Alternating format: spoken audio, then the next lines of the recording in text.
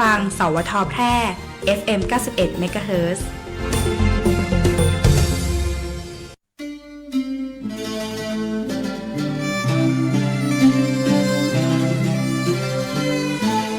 หม้อห้อมไม้สักถิ่นรักพระหล่อช่อแห่สีเมืองหรือเรื่องแพะเมืองผีคนแพร่นี้ใจงามชาวจังหวัดแพร่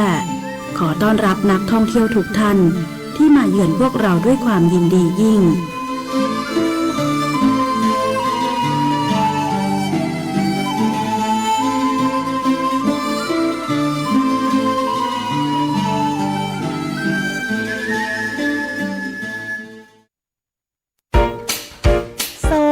ช่วงนี้ฉันปวดหัวปวดตาจังเลยอ่ะน้ำตาก็ไหลงานก็เยอะมากต้องส่งงานด่วนด้วยฉันจะทำยังไงดีล่ะเนี่ยเพื่อนรักปัญหาแบบนี้ฉันเจอมาก่อนแต่พอไปตรวจวัดสายตาปัญหาก็หายไปทันทีนะ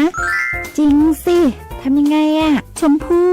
เธอลองไปปรึกษาที่ The World Opticon สิเขามีผู้เชี่ยวชาญด้านตรวจวัดสายตาจะมองใกล้มองไกลแว่นตาก็มีเลนส์เปลี่ยนสีได้ทุกรุ่นทุกแบบแว่นตากันแดดเขาก็มีนะโหงั้นดีเลยเธอต้องรีบพาฉันไปแล้วล่ะ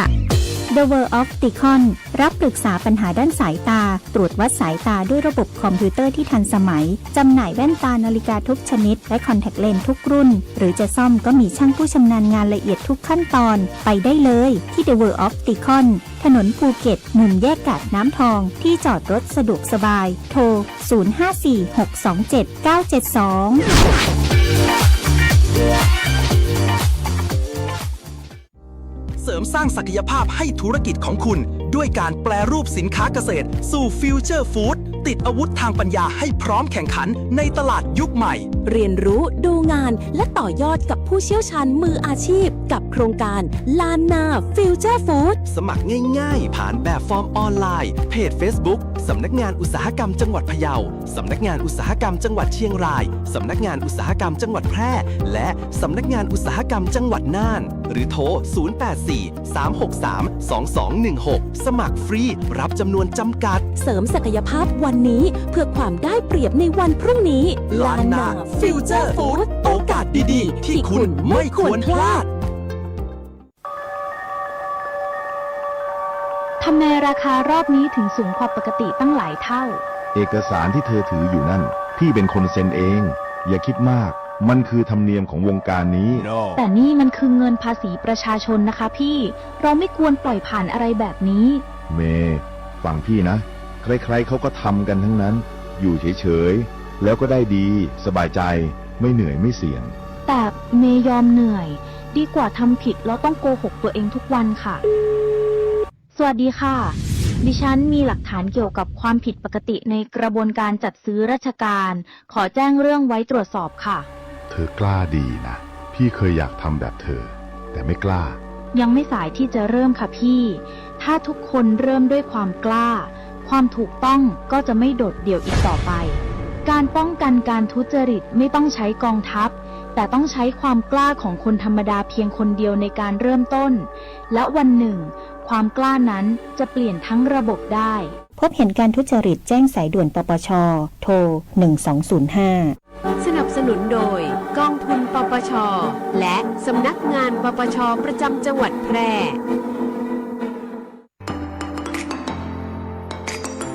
ขับขี่ปลอดภัยเมืองไทยไร้อุบัติเหตุด้วยความห่วงใยจากสวทแปร FM 91 MHzวิทยุประเทศไทยจังหวัดแพร่ 91 เมกะเฮิรตซ์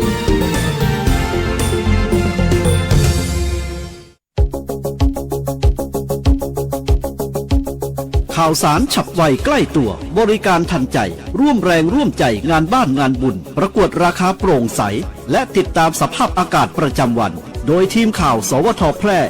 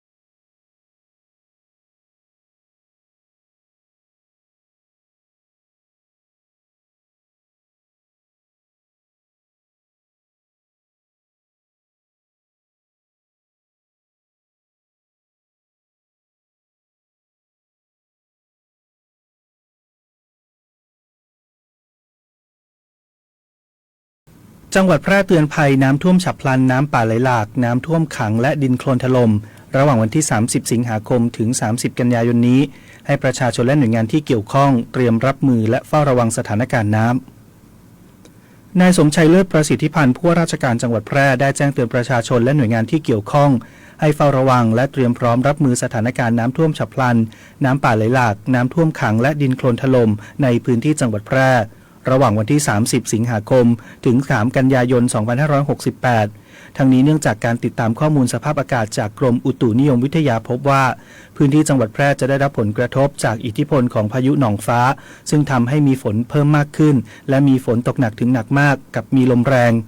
ดังนั้นเพื่อให้สามารถรับมือสถานการณ์น้ำท่วมฉับพลันน้ำป่าไหลหลากน้ำท่วมขังและดินโคลนถล่มในพื้นที่จังหวัดแพร่ได้อย่างมีประสิทธิภาพขอให้นายอำเภอกำนันผู้ใหญ่บ้านผู้นำองค์กรปกครองส่วนท้องถิ่นเตรียมแผนเผชิญเหตุเตรียมพร้อมบุคลากรเครื่องจักรกลเครื่องมือสาธารณภัยอีกทั้งติดตามข้อมูลสภาพอากาศและสถานการณ์น้ำอย่างต่อเนื่องเพื่อเฝ้าระวังโดยเฉพาะพื้นที่ลาดเชิงเขาใกล้ทางน้ำไหลผ่านพื้นที่ที่มีฝนตกสะสมมากกว่า90มิลลิเมตรในช่วงเวลา24ชั่วโมงและพื้นที่จุดเสี่ยงที่เคยเกิดน้ำท่วมเป็นประจำรวมถึงเฝ้าระวังอ่างเก็บน้ำขนาดกลางและขนาดเล็กที่มีปริมาณน้ำมากกว่า80%ของความจุอ่างสำหรับประชาชนขอให้เตรียมพร้อมรับมือสถานการณ์ฝนตกหนักโดยติดตามการแจ้งเตือนและข้อมูลข่าวสารของทางราชการอย่างใกล้ชิดและเตรียมพร้อมอพยพทันทีหากสถานการณ์รุนแรงขึ้นโดยสามารถแจ้งขอความช่วยเหลือได้ที่สายด่วนปภ1784ได้ตลอด24ชั่วโมง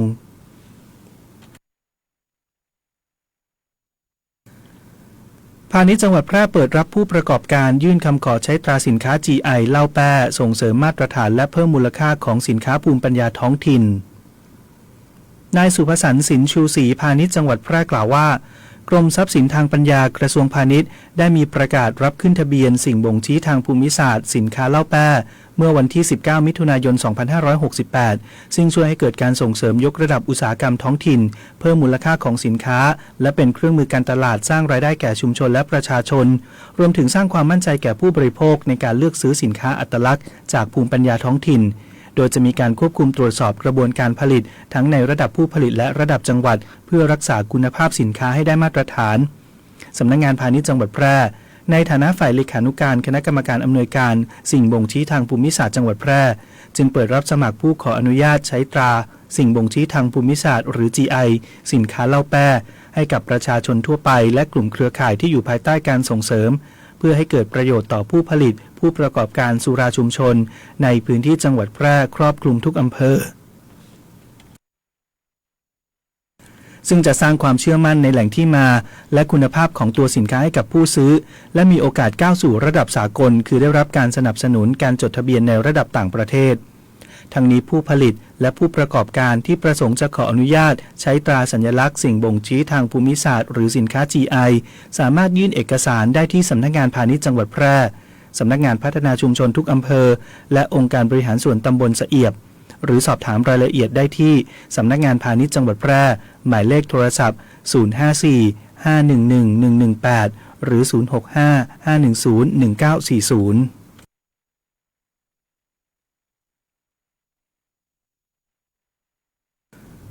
องค์การบริหารส่วนจังหวัดแพร่จัดโครงการเสริมสร้างสุขภาพสร้างกำลังใจเพื่อขับเคลื่อนสังคมผู้สูงวัยตำบลวังชิ้นวันนี้ที่ศูนย์ประชุมและแสดงศิลปวัฒนธรรมล้านนาตะวันออกและกลุ่มประเทศ GMS ตำบลทุ่งโฮงอำเภอเมืองแพร่จังหวัดแพร่นายอนุวัฒน์วงศ์วรรณนายกองค์การบริหารส่วนจังหวัดแพร่ได้มอบหมายให้นายพิภพฐานะวุฒิพงศ์รองนายกองค์การบริหารส่วนจังหวัดแพร่เป็นประธานในพิธีเปิดโครงการสร้างเสริมสุขภาพสร้างกำลังใจเพื่อขับเคลื่อนสังคมผู้สูงวัยจังหวัดแพร่รุ่นที่7โดยมีผู้สูงอายุจากตำบลวังชิ้นอำเภอวังชิ้นจำนวน100คนเข้าร่วมโครงการโดยมีนางสาวสุรีธาประเสริฐเลขานุการนายกองค์การบริหารส่วนจังหวัดแพร่และคณะผู้บริหารจากองค์การบริหารส่วนตำบลวังชิ้นนำโดยนายเสริมแก้วตุ้ยนายกองค์การบริหารส่วนตำบลวังชิ้นเข้าร่วมพิธีเปิดซึ่งโครงการสร้างเสริมสุขภาพสร้างกำลังใจเพื่อขับเคลื่อนสังคมผู้สูงวัยจังหวัดแพร่มีวัตถุประสงค์เพื่อส่งเสริมให้ผู้สูงวัยได้ทำกิจกรรมร่วมกันเกิดการพบปะสังสรรค์สร้างความสัมพันธ์ความรักความสามัคคีคุณธรรมและจริยธรรมและให้ผู้สูงวัยได้เรียนรู้แนวทางการปฏิบัติตนเมื่อเกิดภัยพิบัติหรือเหตุฉุกเฉินต่างๆ โดยได้รับการสนับสนุนวิทยากรจากสำนักงานสาธารณสุขจังหวัดแพร่และสำนักงานป้องกันและบรรเทาสาธารณภัยจังหวัดแพร่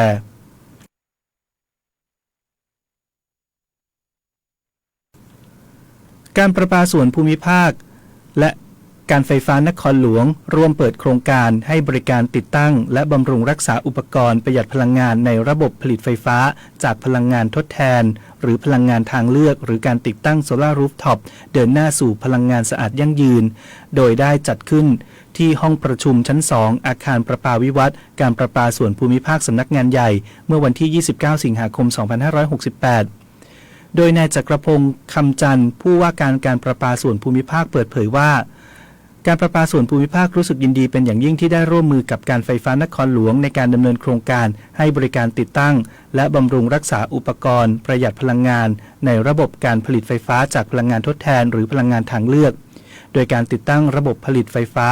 จากพลังงานแสงอาทิตย์แบบติดตั้งบนหลังคาหรือโซลาร์รูฟท็อปขนาดติดตั้ง 983.40 กิโลวัตต์พีคณอาคารสำนักงานใหญ่กปภ.ซึ่งเป็นการดำเนินการสำเร็จสมบูรณ์แล้วพร้อมใช้งานอย่างเป็นรูปธรรมตลอดระยะเวลาดำเนินงานกปภ.และกฟน.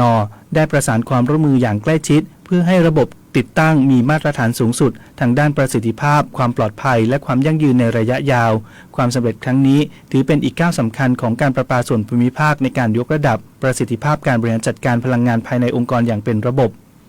ด้านนายสรายุทธแก้วศิลป์รองผู้ว่าการประปาส่วนภูมิภาคในฐานะประธานคณะทำงานดำเนินการโครงการระบบผลิตไฟฟ้าจากโซลาร์เซลล์ได้กล่าวเพิ่มเติมว่า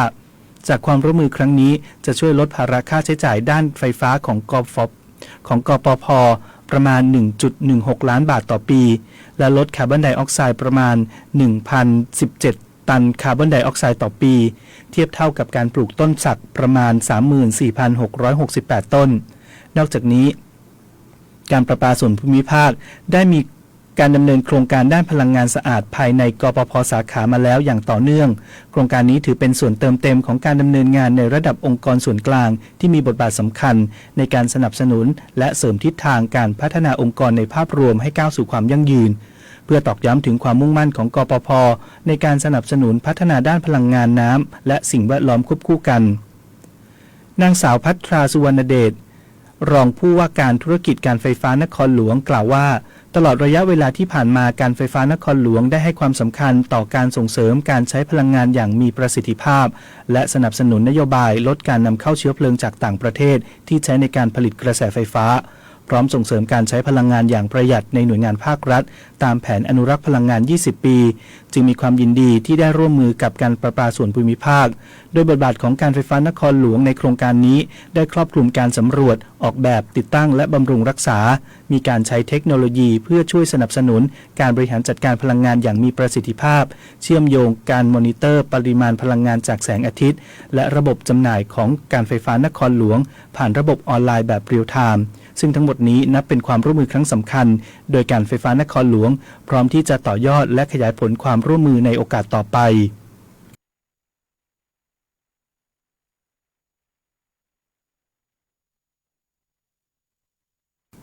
แบงก์ชาติเตรียมออกใช้ธนบัตรโพลิเมอร์ชนิดราคา50 บาทและชนิดราคา100 บาทออกใช้วันที่ 21 พฤศจิกายน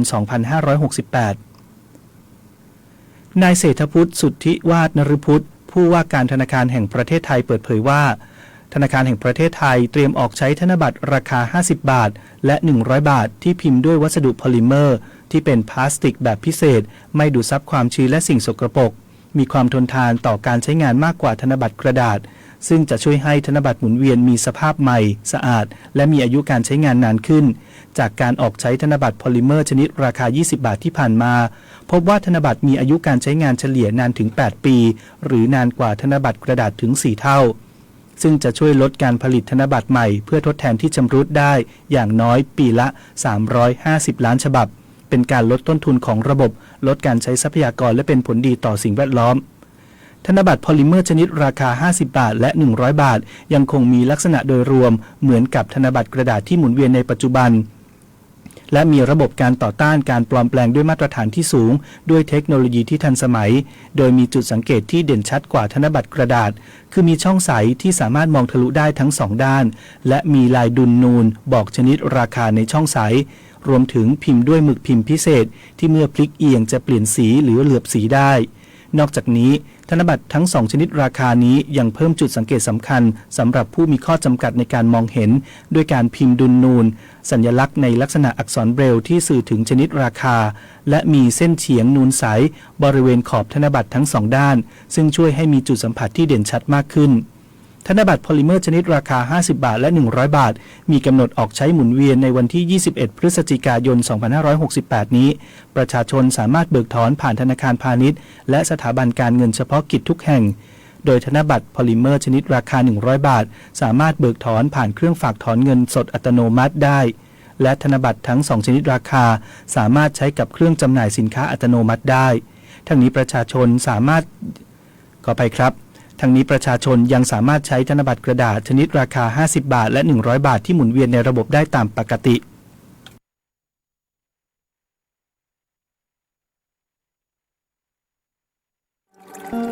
ในช่วงฤดูฝนมักจะเกิดฝนตกหนักในหลายพื้นที่เกิดน้ำท่วมฉับพลันน้ำป่าไหลหลากน้ำล้นตลิ่งองค์การบริหารส่วนจังหวัดแพร่ขอแจ้งเตือนประชาชนให้ติดตามข่าวสารสภาพอากาศจากกรมอุตุนิยมวิทยาหน่วยงานที่เกี่ยวข้องอย่างต่อเนื่องและปฏิบัติตามคำแนะนำอย่างเคร่งครัดหากอยู่ในพื้นที่เสี่ยงควรเตรียมความพร้อมใช้กระสอบทรายอุดปิดทางน้ำที่จะไหลเข้าบ้านเตรียมยกของขึ้นที่สูงให้พ้นจากระดับน้ำท่วมเตรียมอุปกรณ์สิ่งจำเป็นต่างๆให้พร้อมใช้ในยามฉุกเฉินเรียนรู้เส้นทางการอพยพไปที่ปลอดภัยรู้หมายเลขโทรศัพท์ฉุกเฉินของหน่วยงานท้องถิ่นเพื่อขอความช่วยเหลือระวังงดลงเล่นน้ำหรืออยู่ใกล้ทางน้ำหลากห้ามขับรถเข้าไปในพื้นที่น้ำท่วมหรือบริเวณที่มีน้ำหลากหากไม่ปลอดภัยให้ออกจากรถทันทีสอนให้เด็กเล็กรู้จักป้องกันตนเองขณะน้ำท่วมไม่ควรสัมผัสปลั๊กไฟ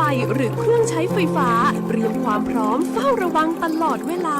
หากเกิดภัยพิบัติภาวะฉุกเฉินแจ้งสายด่วนปพ1784หรือแจ้งข้อมูลอบจ.แพร่โทร054-532-485ด้วยความห่วงใยจากองค์การบริหารส่วนจังหวัดแพร่มีไทยดีกันหรือยังถ้ายังไปโหลดได้เลยกับแอปพลิเคชันไทยดีใช้แทนบัตรประชาชนเพื่อการใช้ชีวิตที่สะดวกรวดเร็วปลอดภัยมิติใหม่ของการทำธุรกรรมภาครัฐและเอกชนบนมือถือสมาร์ทโฟนและแท็บเล็ตอยู่ไหนก็สมัครได้ลืมบัตรประชาชนก็บินได้ยื่นภาษีได้ทุกที่แจ้งย้ายที่อยู่ตรวจสอบสิทธิ์เลือกตั้งด้วยแอปพลิเคชันไทยดีดาวน์โหลดได้ทั้งระบบ Android และ iOS เปลี่ยนเพื่อสิ่งที่ดีด้วยเทคโนโลยีขับเคลื่อนประเทศโดยกรมการปกครองกระทรวงมหาดไทยกฎหมายง่ายจังแค่ฟังก็เข้าใจโดยสำนักงานกิจการยุติธรรมตอนลอตเตอรี่ปลอมเป็นเหตุพี่ผมขอขึ้นเงินรางวัลที่5สักใบสิได้สิมาเลยแหมดวงดีจังรางวัลที่5เนี่ยไม่ได้ถูกกันง่ายๆนะผมไม่ได้ซื้อเองหรอกครับเพื่อนผมมันซื้อมันบอกว่ามันถูกรางวัลแต่มันรีบเดินทางไปต่างจังหวัดให้ผมเอาเงินให้มันไปก่อนแล้วให้ลอตเตอรี่ผมมาขึ้นเงินเองครับนี่มาลอตเตอรี่ปลอมนะมีการแก้ไขเลขตัวท้ายทำได้เนียนมากพี่คงให้เงินเองไม่ได้แล้วล่ะเองรู้ไหมเนี่ยว่าเอาลอตเตอรี่ปลอมมาขึ้นเงินเนี่ยมันผิดฐานปลอมเอกสารเลยนะซวยแล้วผมไม่รู้เลยนะครับว่านี่มันของปลอมผมขอโทษครับพี่ผมก็ถูกเพื่อนหลอกมาอีกเหมือนกันจะทำยังไงดีเนี่ยอย่ากังวลไปเลยค่ะเมื่อนำลอตเตอรี่ไปขึ้นเงินรางวัลโดยไม่รู้ว่าเป็นลอตเตอรี่ปลอมนั้นเป็นการขาดเจตนากระทำผิดค่ะจึงไม่มีความผิดฐานใช้เอกสารปลอมส่วนเพื่อนคุณเหลิมหากเขาเป็นผู้ปลอมลอตเตอรี่ใบดังกล่าวขึ้นมาเองไม่ว่าจะทั้งหมดหรือบางส่วนเพื่อให้ผู้อื่นเชื่อว่าเป็นเอกสารที่แท้จริงโดยอาจเกิดความเสียหายแก่ผู้อื่นก็ถือว่ามีความผิดฐานปลอมเอกสารค่ะและเมื่อนำมาใช้แสดงกับคุณเหลิมก็เป็นความผิดฐานใช้เอกสารปลอมอีกฐานหนึ่งด้วยค่ะโล่งอกไปทีคิดว่าจะต้องมีความผิดตามไปด้วยเพื่อนไม่น่าทำกันได้ลงคอเลย หากสงสัยเรื่องกฎหมายหรือได้รับความไม่เป็นธรรมติดต่อสำนักงานยุติธรรมจังหวัดทั่วประเทศหรือโทรสายด่วนยุติธรรม1111กด77นะ จะบอกให้ ทุกข์ร้อนนอนไม่หลับขยับไปทางไหนก็เจอแต่ปัญหา ไม่ว่าจะเป็นเรื่องเล็กหรือเรื่องใหญ่ถ้าเป็นปัญหาทางกฎหมายอัยการช่วยได้หากท่านมีปัญหาต้องการคำแนะนำและช่วยเหลือทางกฎหมายปรึกษาได้ที่สำนักงานอัยการทั่วประเทศหรือสายด่วนปรึกษากฎหมาย1157สำนักงานอัยการสูงสุดที่พึ่งด้านกฎหมายของรัฐและประชาชน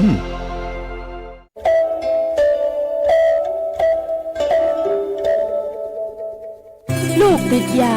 คุณพ่อคุณแม่ต้องแสดงความฮักความเข้าใจอูจากับลูกสร้างความอบอุ่นในครอบครัวเพื่อให้ลูกเปิดใจหาตังออกร่วมกันและนำเข้าบำบัดรักษาบ่มีบันทึกประวัติบ่มีความผิดรักษาฟรีได้ที่โรงพยาบาลของรัฐใกล้บ้านกู้แห่งด้วยความปรารถนาดีจากสำนักงานปปส.ภาค 5ติดตามพยากรณ์อากาศประจำวันเสาร์ที่ 30 สิงหาคม 2568 ประกาศกรมอุตุนิยมวิทยาเรื่องพายุหนองฟ้าและฝนตกหนักถึงหนักมากบริเวณประเทศไทยฉบับที่ 5 เมื่อเวลา 7 นาฬิกาของวันนี้พายุดีเพรสชันบริเวณทะเลจีนใต้ตอนบนได้ทวีกำลังแรงขึ้นเป็นพายุโซนร้อนหนองฟ้าแล้วและเมื่อเวลา 10 นาฬิกามีศูนย์กลางอยู่ห่างประมาณ 100 กิโลเมตรทางทิศตะวันออกของเมืองกวางบินประเทศเวียดนามความเร็วลมสูงสุดใกล้ศูนย์กลางประมาณ 65 กิโลเมตรต่อชั่วโมงพายุนี้กำลังเคลื่อนตัวทางทิศตะวันตกโดยความเร็วประมาณ 25 กิโลเมตรต่อชั่วโมงจะเคลื่อนขึ้นฝั่งบริเวณเมืองกวางบินประเทศเวียดนามในช่วงบ่ายวันนี้หลังจากนั้นจะอ่อนกำลังลงเป็นพายุดีเพรสชัน